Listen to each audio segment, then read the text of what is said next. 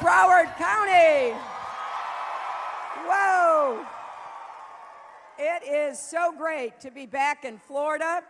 There are just 14 days, 2 weeks from today.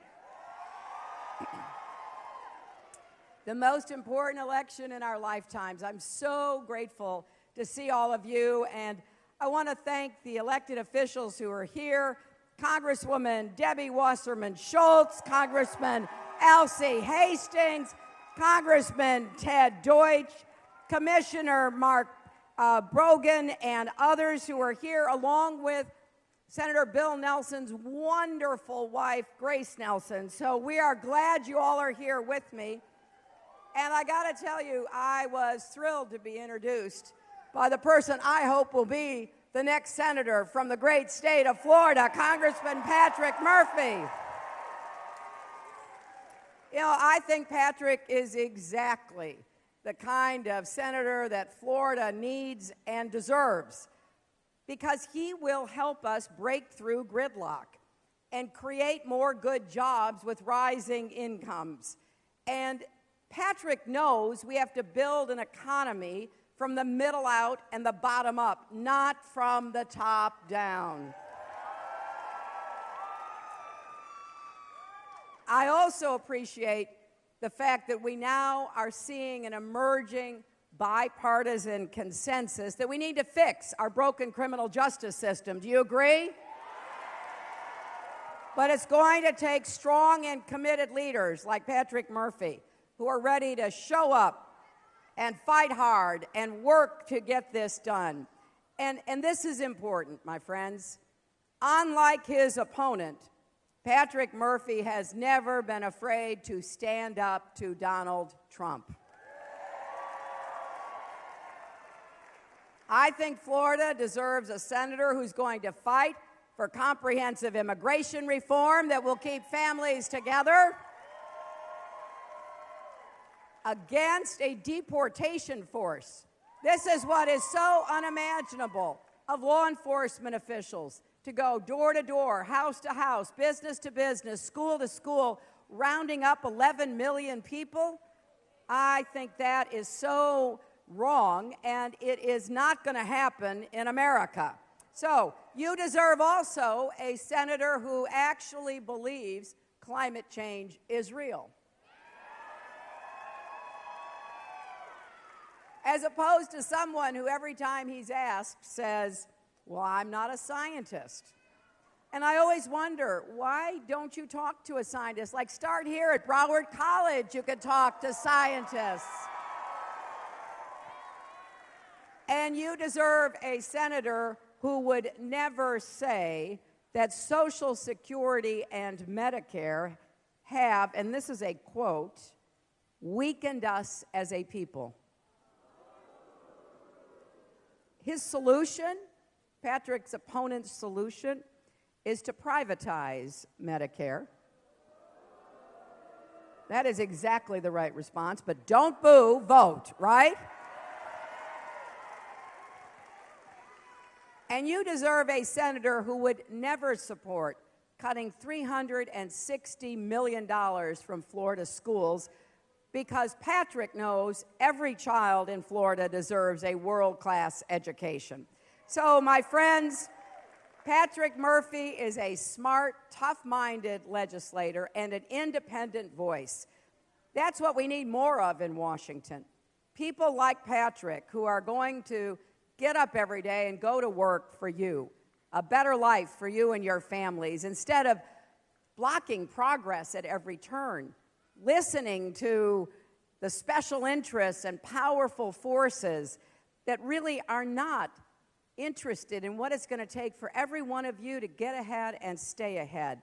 So please, when you get out and vote, please remember, you can send Patrick Murphy to the United States Senate, and you will be glad you did. Now, I know there's an overflow crowd outside, and I'm so sorry they can't be in, but I'm told that they can hear us and maybe even see us, and I want to thank them for coming as well.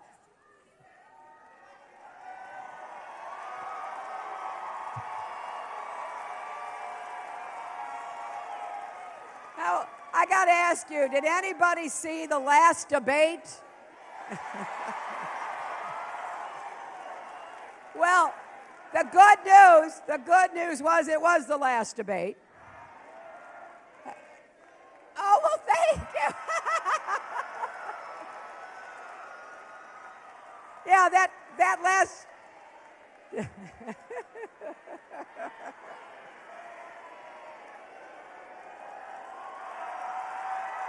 Thank you. Yeah, you know, you're right. That last debate was like an early birthday present, right? But here's what I wanted you to remember. I stood next to Donald Trump for 4.5 hours, proving once again I have the stamina to be president and commander-in-chief. You know, I tried as much as I could to talk about all the issues that are on your minds that I believe we can work together to improve. And in fact, my wonderful running mate and I, Senator Tim Kaine, wrote a book called Stronger Together. And we put all of our policies in it because I want you to know what we're going to try to do if we're so fortunate enough to be the next president and vice president. And I think it's important because I want you to have confidence that we're going to work every day to implement the plans that we have put forth. And I tried in the debate to draw the contrast with Donald Trump, who doesn't really have very many plans. You know, I've tried to run a campaign based on issues. He's run a campaign based on insults. And so in the debate, we didn't have a lot to talk about, other than he continued, true to form, to throw out his insults. But in that last debate, he said something that I found horrifying. Well, he said a lot of things, but there's one thing in particular that I wanted to point out, because no presidential candidate, Republican or Democrat, has ever said this. He refused to say that he would respect the outcome of this election. Now, I guess we shouldn't be too surprised. This is the same guy who said he thought the Emmys were rigged against him. But this is serious. You know, on January 20th, the first thing a president does is to take an oath to preserve, protect, and defend the Constitution. And I have serious doubts about whether Donald Trump even understands what that means. In America, we don't say we're going to keep you in suspense about whether we will respect the outcome of an election. We have free and fair elections and the peaceful transfer of power. That is one thing that makes America great. It makes America who we are. And we don't impose religious tests at our borders because we are a country that was founded on religious liberty. And we don't punish newspapers or journalists that try to cover the news or are critical of politicians or threaten to restrict the First Amendment, because our democracy depends on a free press. And we don't incite violence and turn people against each other. We respect the open exchange of ideas that a democracy depends on.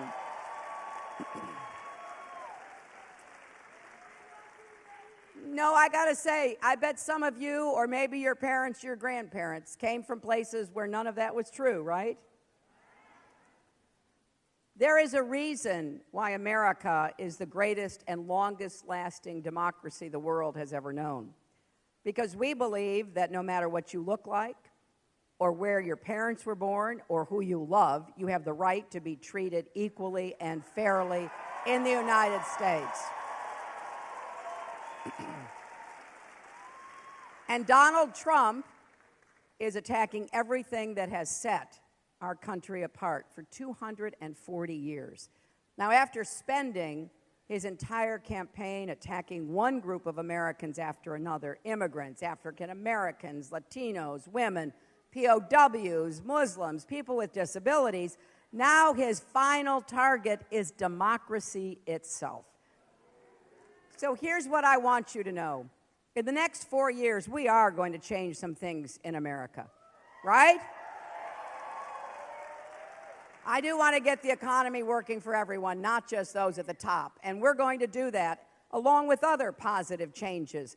But we are not going to change the fundamental values that made America the greatest nation in the history of the world.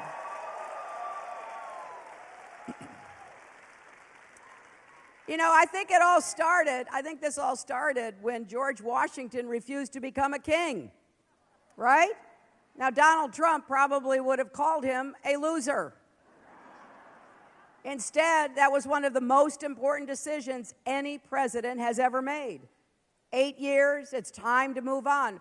We fought a revolution so that we would not have a king. We would not be subjects. We would be independent citizens.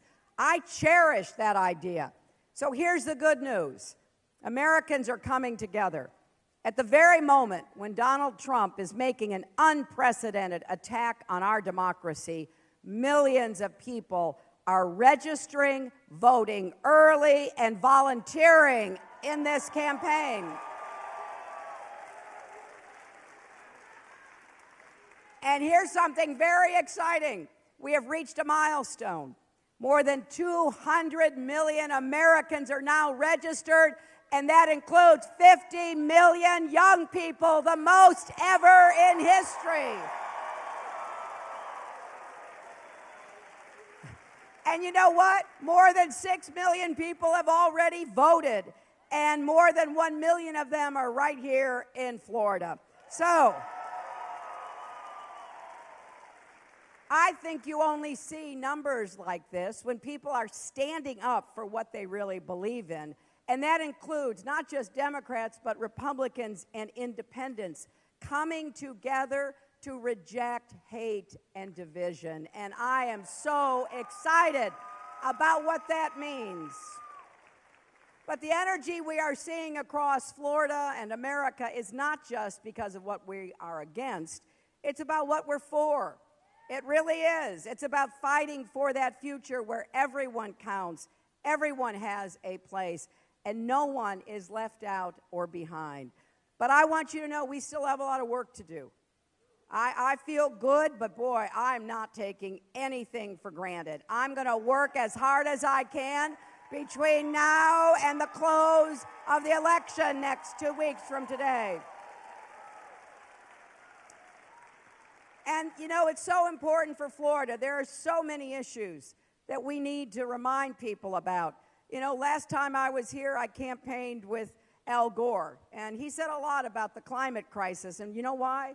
Because we're seeing the reality of climate change every day in Florida.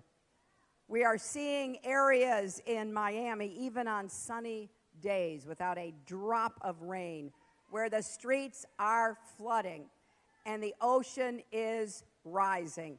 And what we've got to do is make sure that this issue, fighting climate change, creating clean, renewable energy jobs, stays at the top of the priorities. And that's why you need a new senator like Patrick Murphy.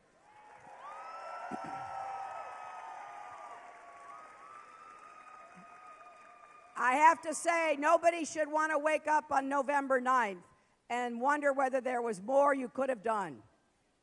I hope you will wake up on November 9th proud that you took a stand and voted for an America that belongs to all of us, where we set big goals and we work together to achieve them.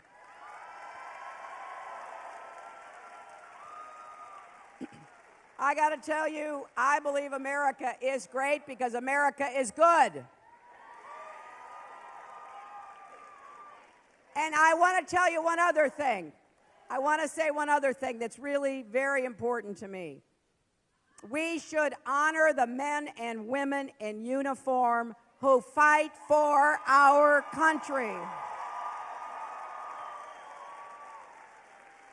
That's why I was so appalled when Donald Trump tweeted that the new effort underway to push the terrorists out of the key city of Mosul is already, and I quote him, a total disaster, and that our country is, again, a quote, looking dumb. Really?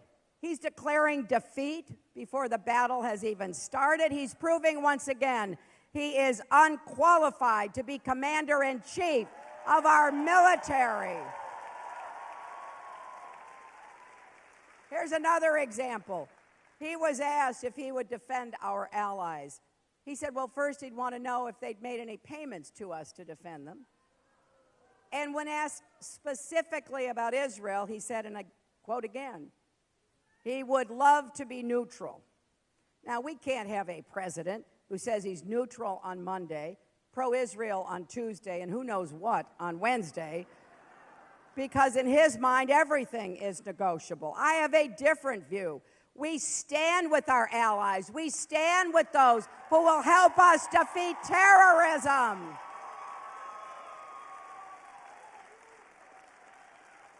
So I get pretty excited about what we can do together, and with your help, we're going to make the biggest investment in new jobs since World War II. Jobs in infrastructure, in advanced manufacturing, and clean renewable energy, and small businesses. I want us to make America the clean energy superpower of the 21st century. We can create millions of jobs and protect our planet at the same time. And I got to say, no state should care more about this issue than Florida, right? And you know, I'll tell you something it's kind of sad, to be honest with you. I've traveled all over the country. And in New Jersey and Massachusetts, they have more solar power than the Sunshine State. Why?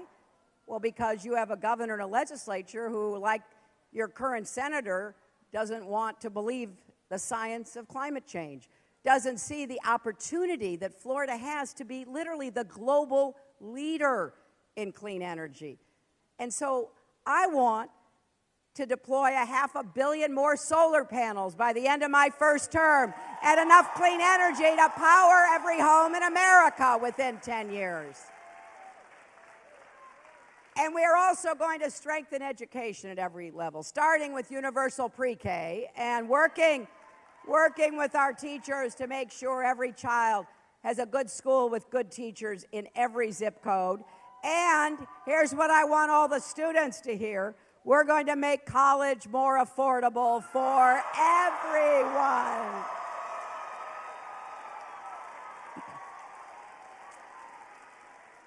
You know, after our primary, which was hard fought, and I was proud of the primary we ran because it was about issues, Senator Sanders and I got together, came up with a plan to make public colleges and universities tuition-free for any families making less than $125,000 a year. That's the vast majority of families, and if you're over that, we're going to make it debt-free. So pay what you can afford, but I don't want to see young people and their families going into debt. I view this as an investment, and that's why we're going to make it easier for you to afford to pay back your college debt. Pay it down and pay it off. And I also want more pathways to good jobs that don't require a 4-year college degree. Let's return technical education to high schools. Let's do more with our community colleges. Let's have more apprenticeship programs so that everybody has a chance at a good job.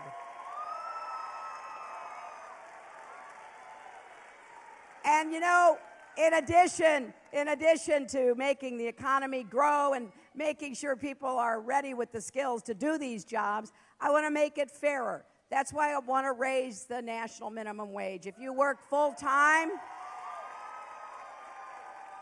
you shouldn't still be in poverty. And don't you think it is finally maybe past time to guarantee equal pay for women's work?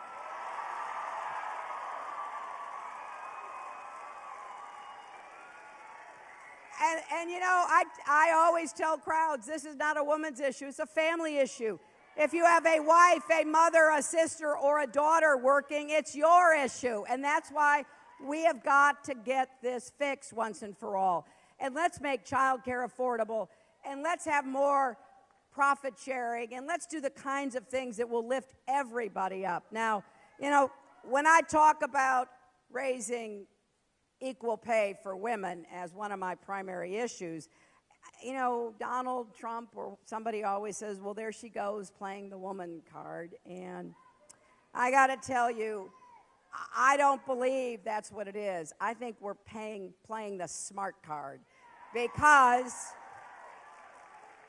we want everybody's incomes to go up. That's how we're going to get this economy really moving forward, creating new jobs. And so if that's playing the woman card, you know what we say? Deal me in.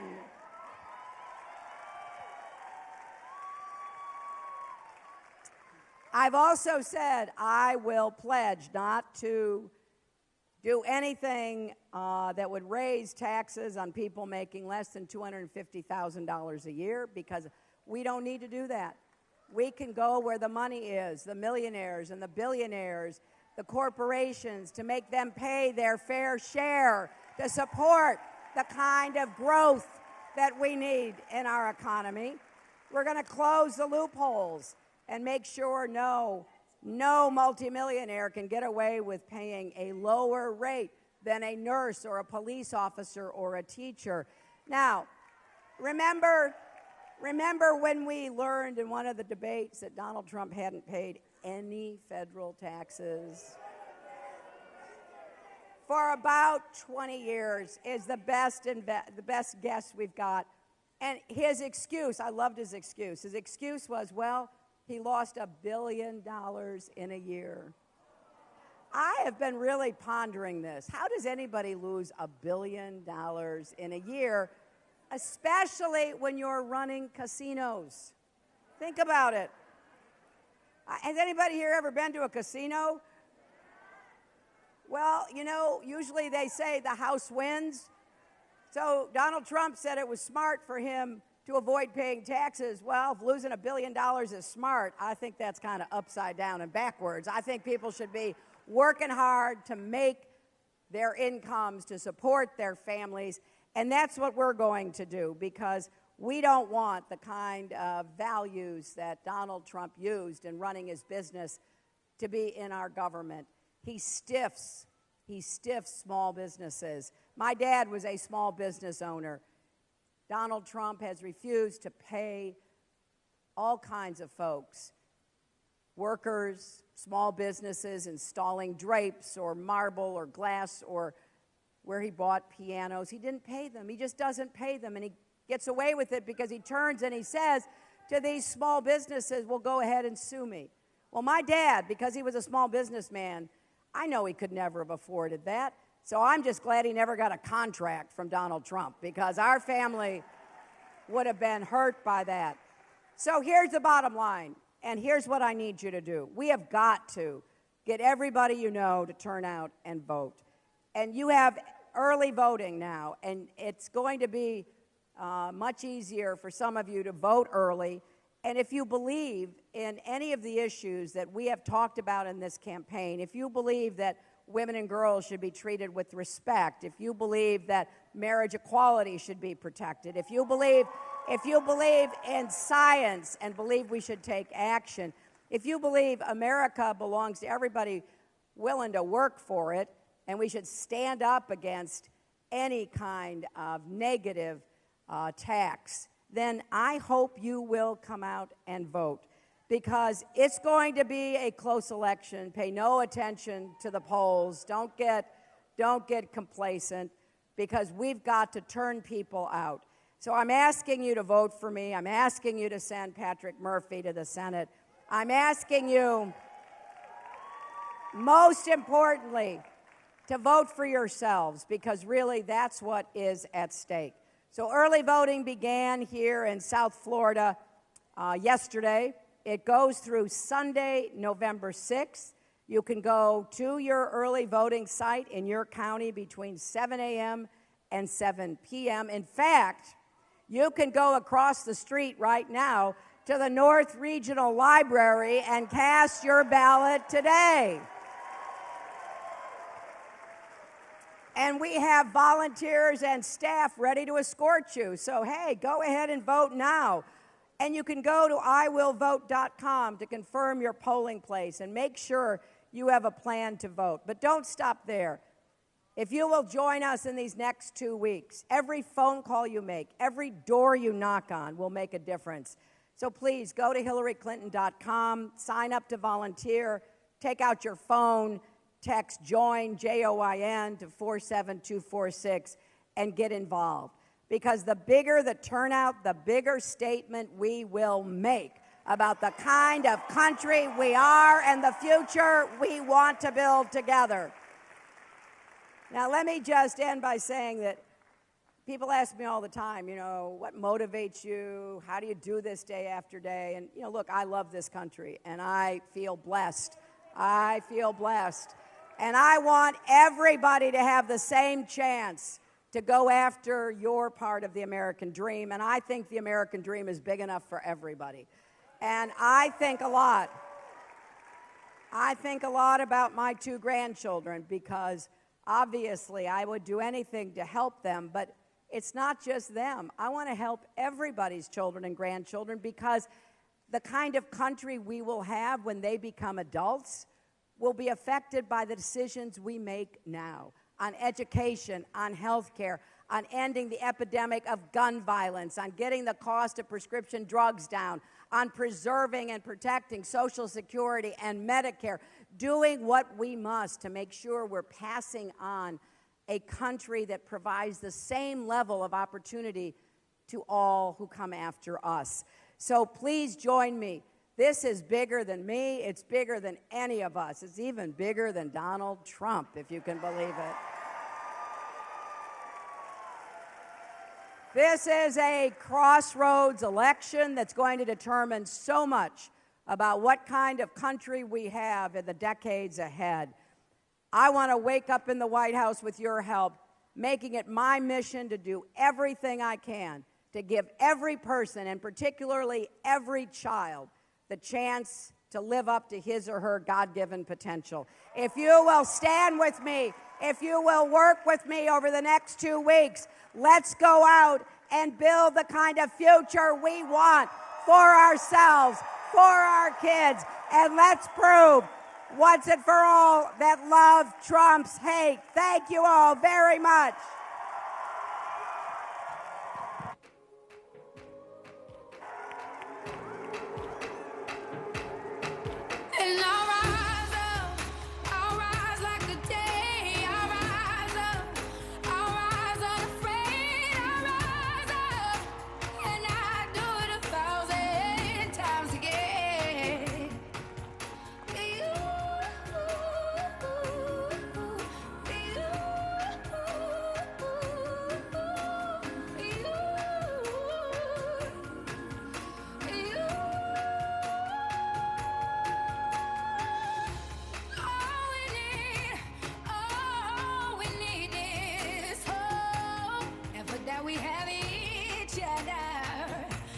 For that we have each other, and we will rise, we will rise, we'll rise,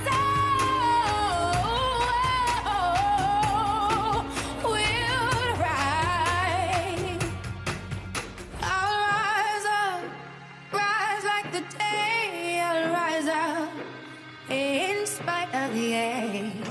I will rise 1,000 times again.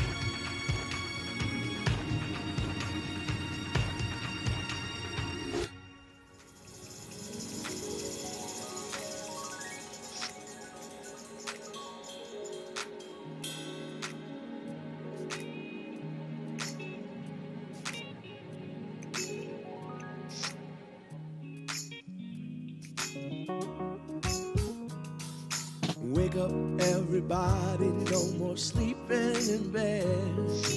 No more backward thinking. Time for thinking ahead.